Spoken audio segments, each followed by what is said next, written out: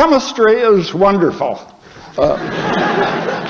I feel sorry for people who don't know anything about chemistry. They are missing an important part of life, an important source of happiness, satisfying one's intellectual curiosity. The whole world is wonderful, and chemistry is an important part of it. You know, substances change into other substances. That's what attracted me to chemistry when I was 13 years old and saw the first chemical reactions that I realized were chemical reactions. You have iron that rusts to iron oxide or hydroxide.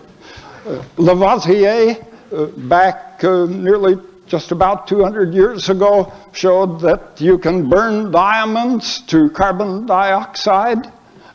Cavendish showed that hydrogen and oxygen combined together to produce water about the same time, 200 years ago. Then there's phosphorus.